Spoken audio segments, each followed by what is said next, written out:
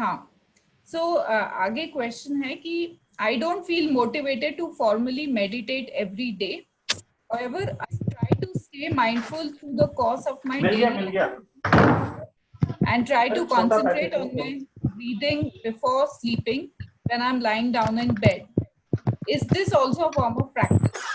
Or sitting firmly at some point during the day is the only real way to practice? How to keep myself motivated when I'm staying in an environment where no one meditates? इस प्रश्न के कई aspect हैं। पहला aspect कि आप एक काम करते हुए, एक्शन करते हुए सजग रहते हैं, माइंडफुल रहते हैं, तो अच्छी बात है। That's a good thing, very good thing. क्या ये फॉर्मल सिटिंग का सब्स्टिट्यूट है? तो मैं कहूँगा नहीं, ऐसा नहीं है। फॉर्मल सिटिंग भी बहुत आवश्यक है, क्योंकि कई बार भ्रम होने लगता है हमको कि मैं सजग हूँ प्रतिक्षण, और जो इंटेंसिटी ऑफ अवेयरनेस है बहुत सुपरफिशियल रहती है, बीच में हो गई, बीच में नहीं हुई। तो सचमुच में सजग होने के लिए बहुत आवश्यक है कि हमारा ग्राउंडिंग हो, हर रोज़ किसी लेवल तक हम मन को शांत करें, किसी लेवल तक प्रैक्टिस करें अपनी, क्योंकि सती जो है माइंडफुलनेस, उसको कल्टिवेट करने की बहुत आवश्यकता होती है। Unless you have really broken through and entered the stream of liberation, आपने आर्य बन गए हैं, तब तो शायद स्वाभाविक हो जाता होगा, लेकिन हम लोगों को उसकी कल्टीवेशन काफ़ी आवश्यकता है। और भगवान बुद्ध का एग्जाम्पल है हमारे सामने कि वो खुद रोज़ ध्यान करते थे, और उनसे पूछा गया, भाई क्यों आप करते हो, आपको कुछ कमी है क्या अभी? तो कहा नहीं, इसलिए नहीं करते, क्योंकि तो मैं थक जाता हूँ दिन भर काम करते करते, लोगों के सवालों के जवाब देते देते।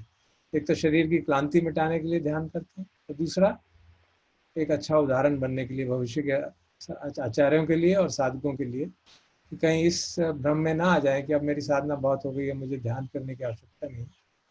हमेशा सुबह शाम ध्यान करना महत्वपूर्ण है, कोशिश पूरी करनी चाहिए।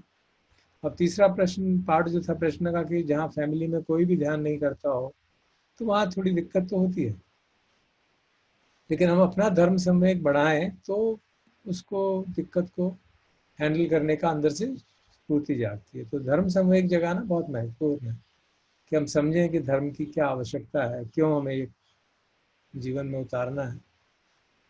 तो उसके लिए विचार करना, भगवान के जीवन के बारे में विचार करना, और अपने जीवन के बारे में विचार करना। और इस समय जबकि वातावरण ऐसा है कि इतना अनिश्चितता है, इतनी अनसर्टेनिटी है, मालूम नहीं कब किसकी लाइन बारी लग जाए, तो कई सूत्र हैं जिसमें भगवान इसकी ओर ध्यान आकर्षित करते हैं।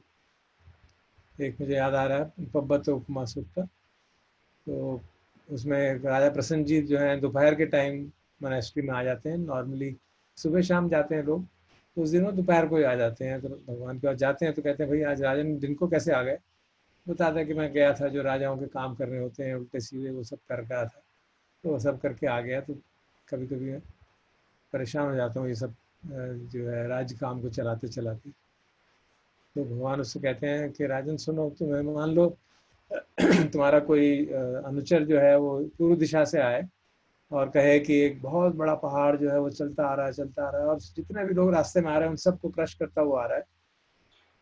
और फिर इसी तरह से पश्चिम दिशा से आए, फिर उत्तर से आए, फिर दक्षिण से आए, चारों दिशाओं से बहुत बहुत ऊंचा आकाश जितना, बादलों जितने ऊंचे पहाड़ चलते हुए आ रहे हैं, और जो भी रास्ते में आ रहा है सबको क्रश कर रहा है। तो तुम क्या करोगे? इसलिए भगवान फिर क्या करूंगा, इसका मतलब है मृत्यु आने ही वाली है, तो फिर तो सिर्फ धर्म का ही पालन करूंगा। ये सब राजाओं के कार्यक्रम तो नहीं करूंगा ना, फिर तो मैं सिर्फ धर्म का ही पालन करूंगा, ताकि भविष्य मेरा सुखद हो। ऐसा ना हो कि मैं कहीं नीचे की योनि में चला जाऊं, फिर तो मुझे धर्म काम ही करना और कुछ नहीं करना है। कहते हैं कि राजन, मैं तुमको अनाउंस कर रहा हूँ कि बुढ़ापा और मृत्यु तुम्हारी ओर आ रहे हैं, और चारों तरफ से आ रहे हैं, तो समझ जाओ, जो करना है वो करो, आप समझ के कुछ करो। हाँ भगवान समझ गया, तो मुझे भी सारा समय अपना धर्म काम में ही लगाना चाहिए, अधिक से अधिक समय। तो इस तरह से मोटिवेशन भगवान ने उनको दी, बगैर ये कहे कि तुमको ये करना चाहिए, ऐसा करना चाहिए। उदाहरण देके कि मृत्यु, बुढ़ापा सबको आने वाला। अब जब हम यूथ में होते हैं, जवानी में होते हैं, तब ये मालूम नहीं पड़ता, लगता नहीं है। लेकिन आजकल तो ऐसी परिस्थिति हो गई कि हम लोग भी पता नहीं कब वायरस आ जाए और कब क्या हो जाए। तो ऐसी परिस्थिति में धर्म संवेग तो जागना ही चाहिए। तो इसलिए जो हमारे कैनन है उसमें कहा जाता है धर्म संवेग के लिए कि मरणानुसति का अभ्यास करें, उसके बारे में पढ़ें। सतीपट्ठान में जैसे आती है मरणानुसति की बात, या दूसरी जगह मरणानुसति की बात की है। और हम जो 5 डेली रिफ्लेक्शंस करते हैं, जरा धमो मी जरा मनतीतो, व्याधि धमो मी व्याधि अनतीतो, मरण धमो मी मरणम अनतीतो, कि मैं, मेरा स्वभाव मेरे शरीर का है कि वो बुढ़ापा आएगा ही, बीमारी आएगी ही, मृत्यु आएगी ही, और फिर आगे और भी बातें हैं कि प्रिय से बिछो होगा ही, और केवल कर्म ही है जो मेरे बंधु हैं, जो मेरे को भविष्य मेरे साथी हैं, जिनकी मैं शरण ले सकता हूँ, और जैसे मैं कर्म करूँगा वैसे ही भविष्य मेरा होगा। तो इस बात को समझते हुए धर्म संवेग जागता है कि हमें अच्छे कर्म करने चाहिए और धर्म की साधना करने से, ताकि इस स्थिति तक पहुँच सकें कि कुछ भी हो जाए तो हम उसको संभाल सकें, अपने इस जीवन में संभाल सकें, और भविष्य का जीवन भी हमारा सुधर जाए। तो जब इन बातों पे कंटेम्पलेट करते हैं, इस तरह के सूत्र पढ़ते हैं, 5 जो डेली रिफ्लेक्शन है हमारी चैंटिंग बुक में, उसको पढ़ते हैं, उस पर मनन करते हैं, या भगवान बुद्ध की जीवनी का ही मनन करते हैं। आफ्टर ऑल वो क्यों घर छोड़ के चले गए? वो तो इतने सुख में जी रहे थे, पिताजी ने सारा इंतजाम किया हुआ था, 3 महल, गर्मियों का 1, सर्दी का 1, वर्षा ऋतु का 1, सुख संपत्ति चारों तरफ से, अच्छी सुंदर पत्नी, पुत्र, सब कुछ उपलब्ध था। तो क्यों छोड़ के गए वो? क्योंकि उनको ये बोध हो गया कि मानव शरीर जो है अनित्य है, और ये संसार चक्र ऐसा चलता है कि बूढ़ा होगा मरेगा, फिर दोबारा जन्म होगा, फिर बूढ़ा आएगा मरेगा, और ये चक्र चलता ही रहेगा चक्रा जी। तो इस चक्र से, दुख के चक्र से कैसे निकला जाए, ये उनके मन में बहुत उसकी एंथुसियाज्म जागा, और बहुत उसके लिए आवश्यकता महसूस हुई, क्योंकि उन्हें लगा कि जो मेरे प्रिय हैं वो सब भी इसी दुख से जाएंगे, तो क्या मैं कुछ कर सकता हूँ ताकि ये दुख बार बार ना आए। और उसके कारण फिर उन्हें साधना ढूंढी, सारी कहानी हमें मालूम है। तो सारी साधना का उद्देश्य यही है कि हम संसार चक्र से बाहर निकलें।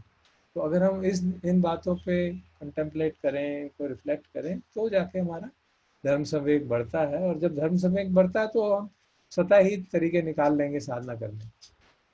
हाँ, जहाँ पहला जो साधक होता है एक परिवार में, उसको कठिनाइयाँ जरूर होती हैं, क्योंकि बाकी लोग समझ नहीं पाते कि क्या कर रहा है, क्या कर रही है। तो उसके लिए बड़ा टैक्टफुली, सजगता से, बाकी लोग जो भी काम कर रहे हैं उनको किसी तरह का डिस्टर्बेंस ना हो। हम ये ना कहें कि मुझे ध्यान करना है, आप सब चुप रहो। ऐसा समय चून करें कि जब सब लोग सो रहे हैं तब ध्यान करें, सोने से पहले ध्यान कर लें, सोने उठने के तुरंत बाद ध्यान कर लें, ताकि किसी को हमारी ध्यान करने से डिस्टर्बेंस ना हो। और अगर वो लोग कोई धार्मिक अनुष्ठान करते हैं तो उसमें भी सहज ज्वाइन कर लें। कोई उसमें ऐसा ना सोचें कि भगवान बुद्ध की शिक्षा के अनुरूप नहीं है, ये तो सिर्फ रूढ़ हैं, ये तो रिचुअल्स हैं, तो शीलवत परामर्श की बात है। उस तरह का व्यवहार मन में न रख के, उनको समझते हुए, उनकी लिमिटेड एप्लीकेबिलिटी को समझते हुए भी उनके साथ जुड़े रहें, ताकि परिवार में ऐसा ना लगे कि एक परिवार का सदस्य बिल्कुल भिन्न हो गया। तो धीरे धीरे मैत्री का अभ्यास करेंगे, सबके प्रति भाव रखेंगे मैत्री का, तो धीरे धीरे बाकी लोग भी आपके साधना में सहायक हो ही जाएंगे। धीरे धीरे, थोड़ा समय तो लगता है।